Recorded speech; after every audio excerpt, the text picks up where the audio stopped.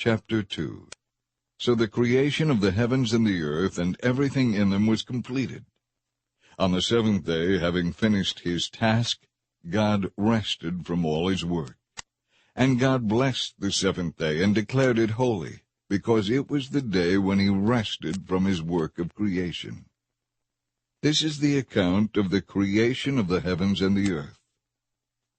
When the Lord God made the heavens and the earth, there were no plants or grain growing on the earth, for the Lord God had not sent any rain, and no one was there to cultivate the soil.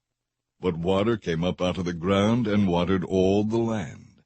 And the Lord God formed a man's body from the dust of the ground, and breathed into it the breath of life. And the man became a living person. Then the Lord God planted a garden in Eden in the east, and there he placed the man he had created. And the Lord God planted all sorts of trees in the garden, beautiful trees that produced delicious fruit.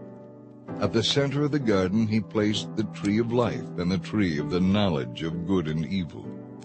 A river flowed from the land of Eden, watering the garden and then dividing into 4 branches.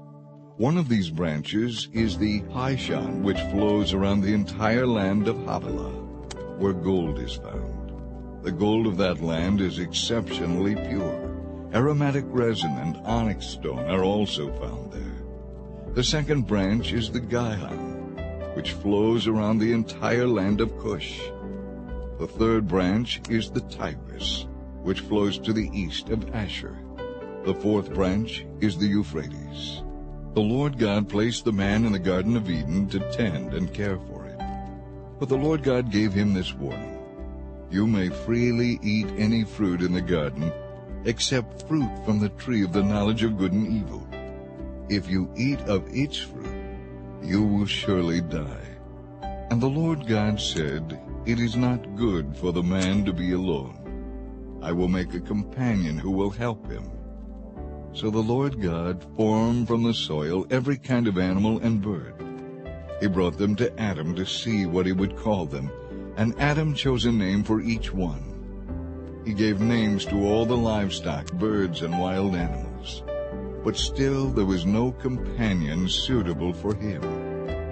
So the Lord God caused Adam to fall into a deep sleep. He took one of Adam's ribs and closed up the place from which he had taken it. Then the Lord God made a woman from the rib and brought her to Adam. At last, Adam exclaimed, She is part of my own flesh and bone. She will be called woman because she was taken out of a man. This explains why a man leaves his father and mother and is joined to his wife, and the two are united into one. Now, although Adam and his wife were both naked, neither of them felt any shame.